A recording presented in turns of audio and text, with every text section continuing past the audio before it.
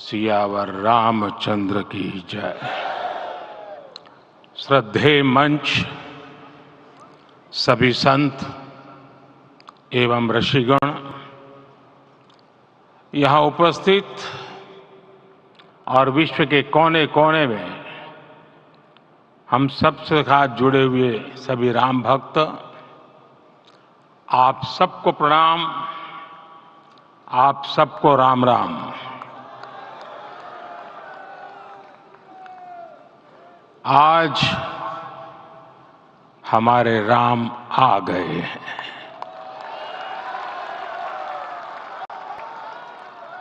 सदियों की प्रतीक्षा के बाद हमारे राम आ गए हैं। सदियों का अभूतपूर्व धैर्य, अनगिनत बलिदान, त्याग और तपस्या के बाद हमारे प्रभु राम आ गए हैं। इस शुभ घड़ी की आप सभी को, समस्त देशवासियों को बहुत बहुत बधाई। मैं अभी गर्भगृह में ईश्वरीय चेतना का साक्षी बनकर आपके सामने उपस्थित हुआ हूं। कितना कुछ कहने को है, लेकिन कंठ अवरुद्ध है। मेरा शरीर अभी भी स्पंदित है, चित्त अभी भी उस पल में लीन है।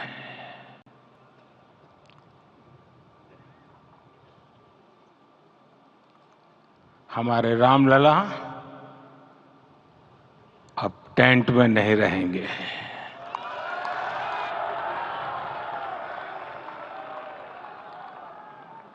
हमारे रामलला अब इस दिव्य मंदिर में रहेंगे। मेरा पक्का विश्वास है, अपार श्रद्धा है कि जो घटित हुआ है, इसकी अनुभूति देश के, विश्व के कोने कोने में राम भक्तों को हो रही होगी। ये क्षण अलौकिक है, ये पल पवित्रतम है। ये माहौल, ये वातावरण, ये ऊर्जा, ये घड़ी प्रभु श्री राम का हम सब पर आशीर्वाद है। 22 जनवरी 2024 का ये सूरज एक अद्भुत आभा लेकर आया है। 22 जनवरी 2024 ये कैलेंडर पर लिखी एक तारीख नहीं, ये एक नए काल चक्र का उद्गम है।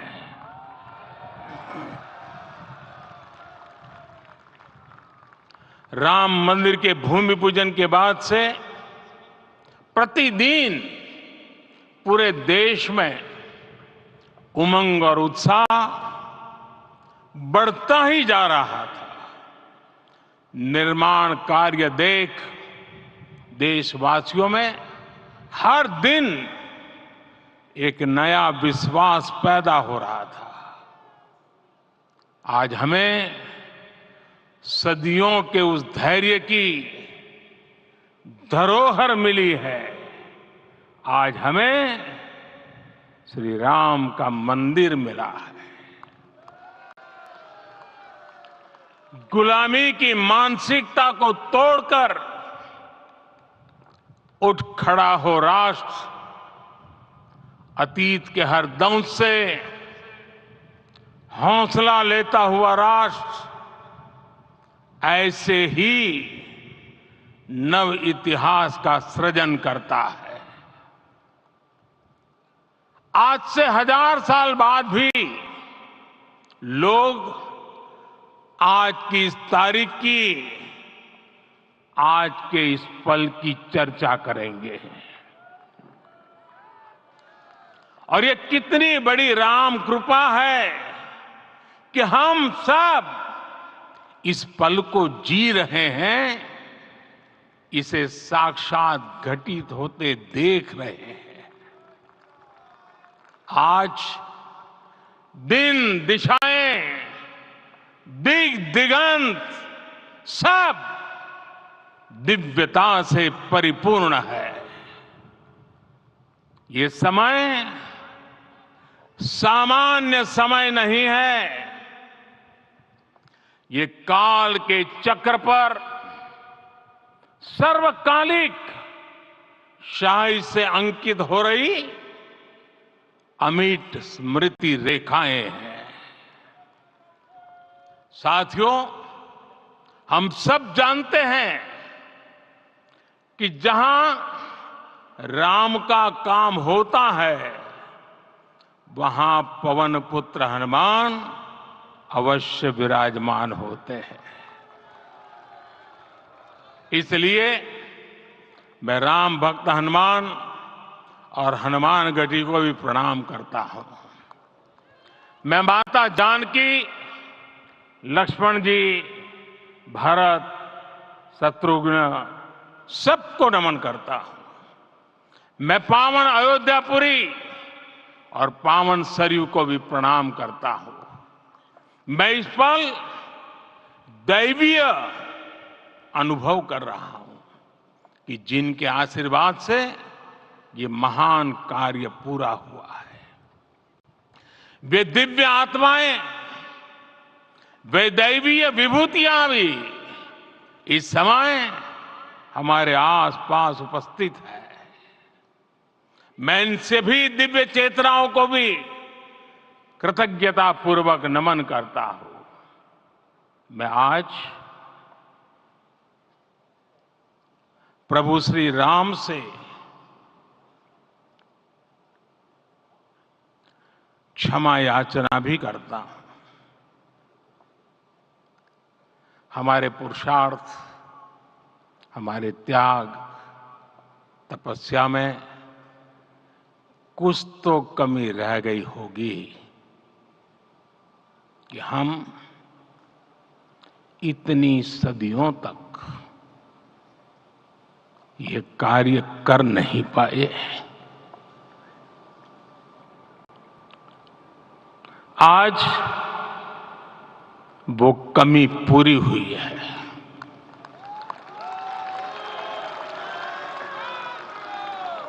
मुझे विश्वास है प्रभु राम आज हमें अवश्य क्षमा करेंगे। मेरे प्यारे देशवासियों, त्रेता में राम आगमन पर पूज्य संत तुलसीदास जी ने लिखा है, प्रभु बिलो की हर से पुरबासी, जनित वियोग विपत्ति समनासी। अर्थात प्रभु का आगमन देकर ही सब अयोध्यावासी, समग्र देशवासी हर्ष से भर गए। लंबे वियोग से जो आपत्ति आई थी, उसका अंत हो गया। उस कालखंड में तो वो वियोग केवल 14 वर्षों का था। तब भी इतना असह्य था। इस युग में तो अयोध्या और देशवासियों ने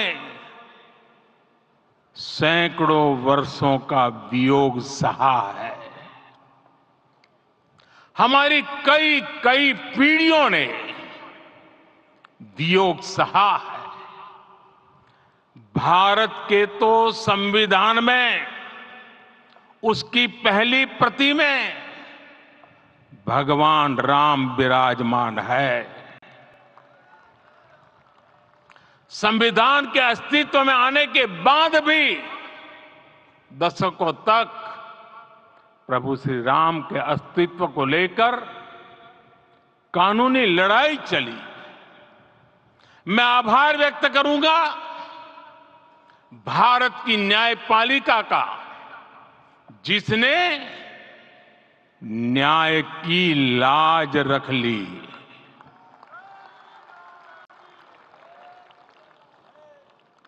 न्याय के पर्याय प्रभु राम का मंदिर भी न्यायबद्ध तरीके से ही बना। साथियों, आज गांव-गांव में एक साथ कीर्तन संकीर्तन हो रहे हैं। आज मंदिरों में उत्सव हो रहे हैं, स्वच्छता अभियान चलाए जा रहे हैं। पूरा देश आज दीपावली मना रहा है। आज शाम घर घर राम ज्योति प्रज्वलित करने की तैयारी है। कल मैं श्री राम के आशीर्वाद से धनुषकोडी में राम सेतु के आरंभ बिंदु अरिचल मुनाई पर था। जिस घड़ी प्रभु राम समुद्र पार करने निकले थे, वो एक पल था जिसने काल चक्र को बदला था। उस भावमय पल को महसूस करने का मेरा ये विनम्र प्रयास था। वहां पर मैंने पुष्प वंदना की।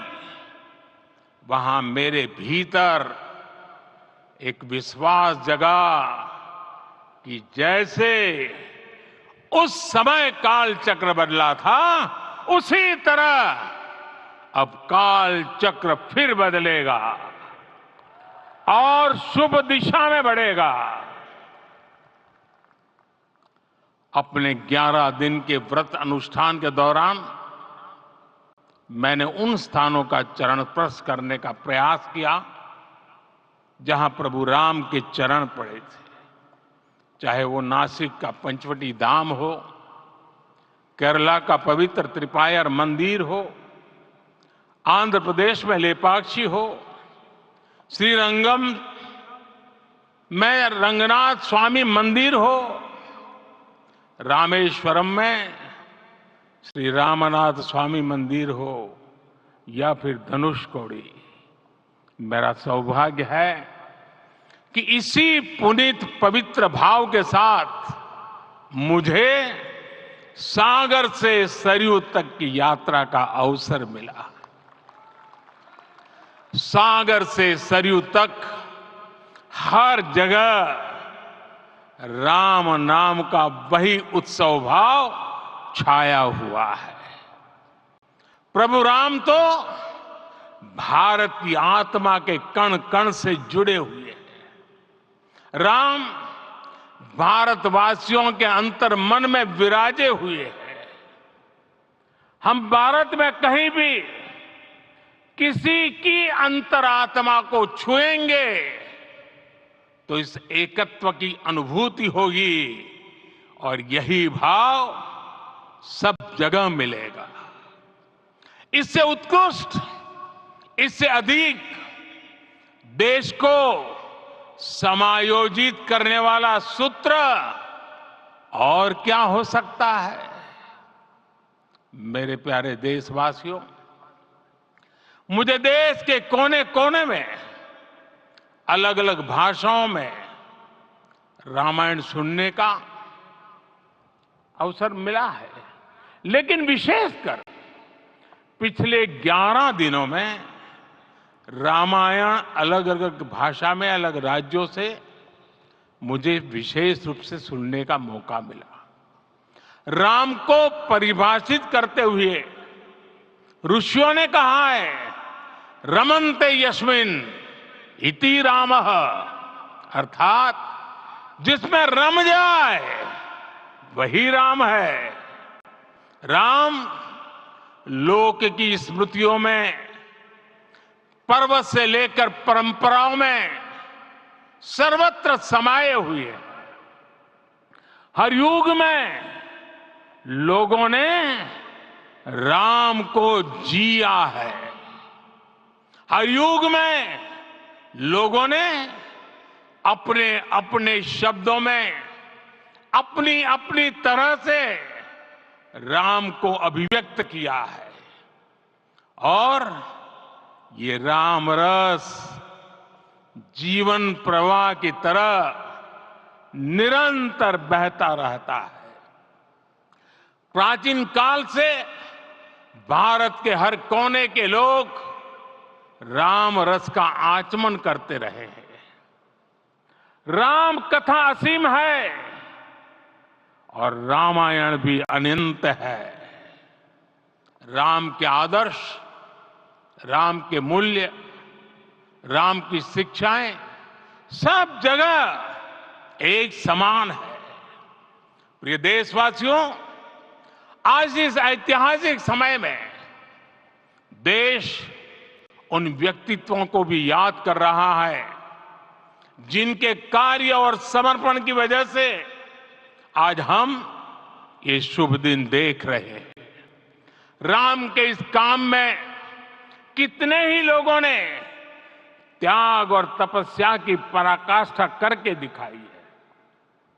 उन अनगिनत राम भक्तों के, उन अनगिनत कार सेवकों के और उन अनगिनत संत महात्माओं के हम सब ऋणी हैं। साथियों, आज का ये अवसर उत्सवता का क्षण तो है ही, लेकिन इसके साथ ही यह क्षण भारतीय समाज की परिपक्वता के बोध का भी क्षण है। हमारे लिए ये अवसर सिर्फ विजय का नहीं, विनय का भी है। दुनिया का इतिहास साक्षी है कि कई राष्ट्र अपने ही इतिहास में उलझ जाते हैं। ऐसे देशों ने जब भी अपने इतिहास की उलझी हुई गांठों को खोलने का प्रयास किया, उन्हें सफलता पाने में बहुत कठिनाई आई, बल्कि कई बार तो पहले से ज्यादा मुश्किल परिस्थितियां बन गई। लेकिन हमारे देश ने इतिहास की इस गांठ को जिस गंभीरता और भावुकता के साथ खोला है, वो ये बताती है कि हमारा भविष्य हमारे अतीत से बहुत सुंदर होने जा रहा है। वो भी एक समय था जब कुछ लोग कहते थे कि राम मंदिर बना तो आग लग जाएगी। ऐसे लोग भारत के सामाजिक भाव की पवित्रता को नहीं जान पाए। रामलला के इस मंदिर का निर्माण भारतीय समाज के शांति, धैर्य, आपसी सद्भाव और समन्वय का भी प्रतीक है। हम देख रहे हैं ये निर्माण किसी आग को नहीं, बल्कि ऊर्जा को जन्म दे रहा है। राम मंदिर समाज के हर वर्ग को एक उज्जवल भविष्य के पथ पर बढ़ने की प्रेरणा लेकर आया है। मैं आज उन लोगों से आह्वान करूंगा, आइए आप महसूस कीजिए, अपनी सोच पर पुनर्विचार कीजिए। राम आग नहीं है, राम ऊर्जा है। राम विवाद नहीं, राम समाधान है। राम सिर्फ हमारे नहीं है, राम तो सबके हैं। राम वर्तमान नहीं, सिर्फ वर्तमान ही नहीं, राम अनंत काल है।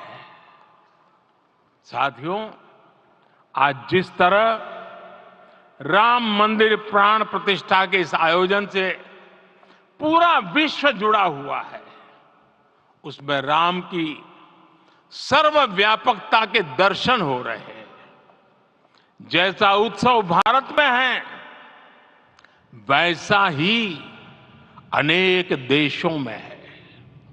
आज अयोध्या का यह उत्सव रामायण की उन वैश्विक परंपराओं का भी उत्सव बना है।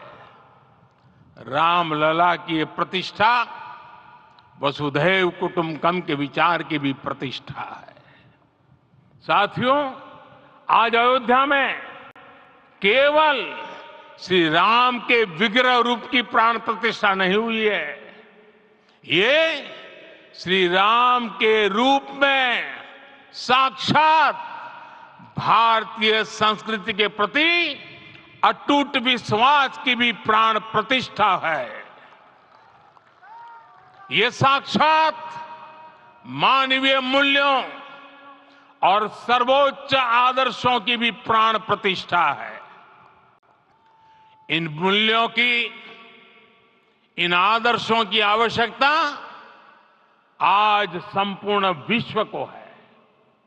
सर्वे भवन्तु सुखिनः, ये संकल्प हम सदियों से दोहराते आए हैं।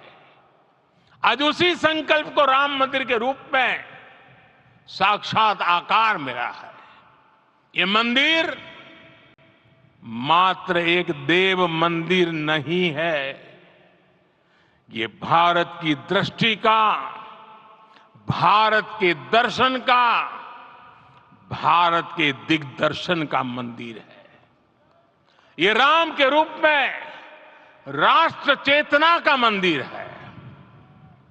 राम भारत की आस्था है, राम भारत का आधार है, राम भारत का विचार है, राम भारत का विधान है, राम भारत की चेतना है, राम भारत का चिंतन है, राम भारत की प्रतिष्ठा है, राम भारत का प्रताप है, राम प्रवाह है, राम प्रभाव है, राम नेति भी है, राम नीति भी है, राम नित्यता भी है, राम निरंतरता भी है, राम विभु है, विशद है, राम व्यापक है, विश्व है, विश्वात्मा है।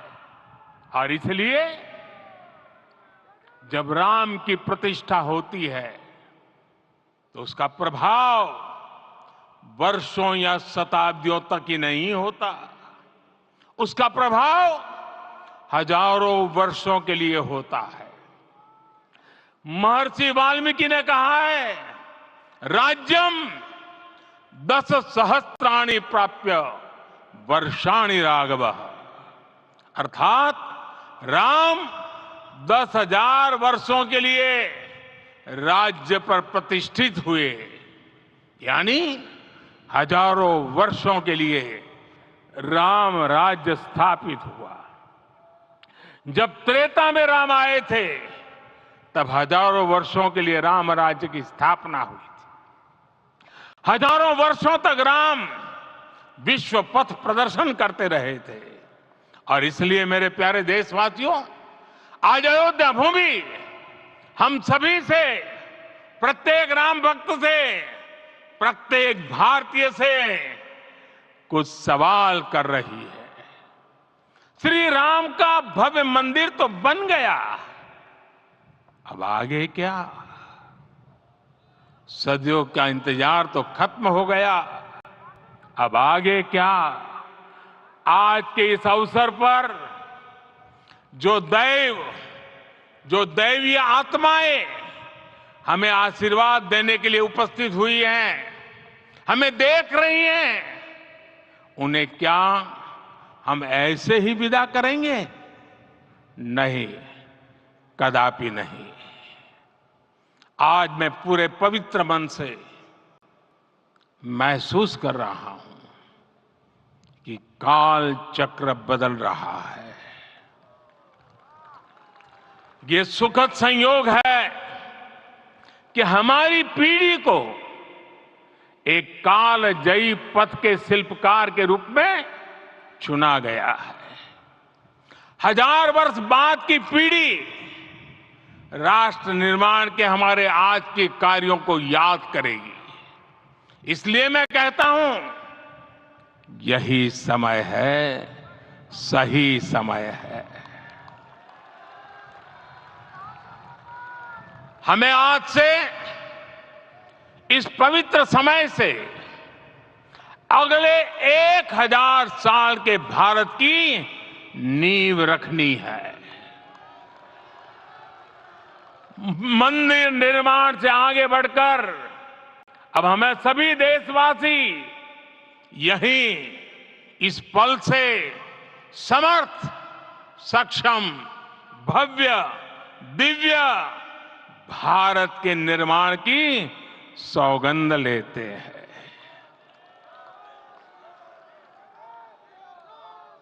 राम के विचार मानस के साथ ही जनमानस में भी हो, यही राष्ट्र निर्माण की सीढ़ी है। साथियों, आज के युग की मांग है कि हमें अपने अंतःकरण को विस्तार देना होगा। हमारी चेतना का विस्तार देव से देश तक, राम से राष्ट्र तक होना चाहिए। हनुमान जी की भक्ति, हनुमान जी की सेवा, हनुमान जी का समर्पण, ये ऐसे गुण हैं जिन्हें हमें बाहर नहीं खोजना पड़ता। प्रत्येक भारतीय में भक्ति, सेवा और समर्पण के भाव समर्थ, सक्षम, भव्य, दिव्य भारत का आधार बनेंगे। और यही तो है देव से देश और राम से राष्ट्र की चेतना का विस्तार। दूर सुदूर जंगल में, कुटिया में जीवन गुजारने वाली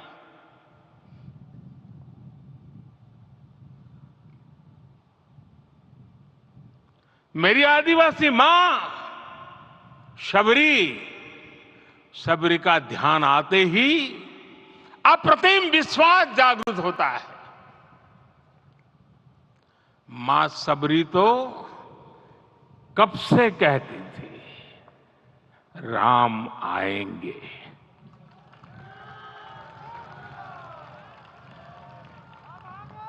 प्रत्येक भारतीय में जन्मा यही विश्वास समर्थ, सक्षम, भव्य भारत का आधार बनेगा। और यही तो है देव से देश और राम से राष्ट्र की चेतना का विस्तार। हम सब जानते हैं कि निषाद राज की मित्रता सभी बंधनों से परे है। निषाद राज का राम के प्रति सम्मोहन, प्रभु राम का निषाद राज के लिए अपनापन कितना मौलिक है। सब अपने हैं, सभी समान है। प्रत्येक भारतीय में अपनत्व की, बंधुत्व की ये भावना समर्थ, सक्षम, भव्य, दिव्य भारत का आधार बनेगी। और यही तो है देव से देश और राम से राष्ट्र की चेतना का विस्तार। साथियों, आज देश में निराशा के लिए रत्ती भर भी स्थान नहीं है। मैं तो बहुत सामान्य हूं, मैं तो बहुत छोटा हूं। अगर कोई ये सोचता है तो उसे गिलहरी के योगदान को याद करना चाहिए। गिलहरी का स्मरण ही हमें हमारी इस हिचक को दूर करेगा, हमें सिखाएगा कि छोटे बड़े हर प्रयास की अपनी ताकत होती है अपना योगदान होता है और सबके प्रयास की यही भावना समर्थ, सक्षम, भव्य, दिव्य भारत का आधार बनेगी। और यही तो देव से देश और राम से राष्ट्र की चेतना का विस्तार। साथियों, लंकापति रावण प्रकांड ज्ञानी थे, अपार शक्ति के धनी थे, लेकिन जटायु जी की मूल्य निष्ठा देखिए। वे महाबली रावण से भिड़ गए। उन्हें भी पता था कि वो रावण को परास्त नहीं कर पाएंगे, लेकिन फिर भी उन्होंने रावण को चुनौती दी। कर्तव्य की यही पराकाष्ठा समर्थ, सक्षम, भव्य, दिव्य भारत का आधार है। और यही तो है देव से देश और राम से राष्ट्र की चेतना का विस्तार। आइए हम संकल्प लें कि राष्ट्र निर्माण के लिए हम अपने जीवन का पल पल लगा देंगे। राम काज से राष्ट्र काज, समय का पल पल, शरीर का कण कण राम समर्पण को राष्ट्र समर्पण के ध्येय से जोड़ देंगे। मेरे देशवासियों, प्रभु श्री राम की हमारी पूजा विशेष होनी चाहिए। ये पूजा स्व से ऊपर उठ करके समष्टि के लिए होनी चाहिए। ये पूजा अहम से उठकर वयम के लिए होनी चाहिए। प्रभु को जो भोग चढ़ेगा वो विकसित भारत के लिए हमारे परिश्रम की पराकाष्ठा का प्रसाद भी होगा। हमें नित्य पराक्रम, पुरुषार्थ, समर्पण का प्रसाद प्रभु राम को चढ़ाना होगा। इनसे नित्य प्रभु राम की पूजा करनी होगी, तब हम भारत को वैभवशाली और विकसित बना पाएंगे। मेरे प्यारे देशवासियों, ये भारत के विकास का अमृत काल है। आज भारत युवा शक्ति की पूंजी से भरा हुआ है, ऊर्जा से भरा हुआ है। ऐसी सकारात्मक परिस्थितियां फिर न जाने कितने समय बाद बनेगी। हमें अब चूकना नहीं है, हमें अब बैठना नहीं है। मैं अपने देश के युवाओं से कहूंगा, आपके सामने हजारों वर्ष की परंपरा की प्रेरणा है। आप भारत की उस पीढ़ी का प्रतिनिधित्व करते हैं जो चांद पर तिरंगा लहरा रही है। वो 15 लाख किलोमीटर की यात्रा करके सूर्य के पास जाकर मिशन आदित्य को सफल बना रही है। जो आसमान में तेजस और सागर में विक्रांत का परचम लहरा रही है। अपनी विरासत पर गर्व करते हुए आपको भारत का नव प्रभात लिखना है। परंपरा की पवित्रता और आधुनिकता की अनंतता दोनों ही पथ पर चलते हुए भारत समृद्धि के लक्ष्य तक पहुंचेगा। मेरे साथियों, आने वाला समय अब सफलता का है। आने वाला समय अब सिद्धि का है। ये भव्य राम मंदिर साक्षी बनेगा भारत के उत्कर्ष का, भारत के उदय का। ये भव्य राम मंदिर साक्षी बनेगा भव्य भारत के अभ्युदय का, विकसित भारत का। ये मंदिर सिखाता है कि अगर लक्ष्य सत्य प्रमाणित हो, अगर लक्ष्य सामूहिकता और संगठित शक्ति से जन्मा हो, तब उस लक्ष्य को प्राप्त करना असंभव नहीं है। ये भारत का समय है और भारत अब आगे बढ़ने वाला है। शताब्दियों की प्रतीक्षा के बाद हम यहां पहुंचे हैं। हम सब ने इस युग का इस कालखंड का इंतजार किया है। अब हम रुकेंगे नहीं, हम विकास की ऊंचाई पर जाकर ही रहेंगे। इसी भाव के साथ रामलला के चरणों में प्रणाम करते हुए आप सभी को बहुत बहुत शुभकामनाएं। सभी संतों के चरणों में मेरे प्रणाम। सियावर रामचंद्र की, सियावर रामचंद्र की, सियावर रामचंद्र की।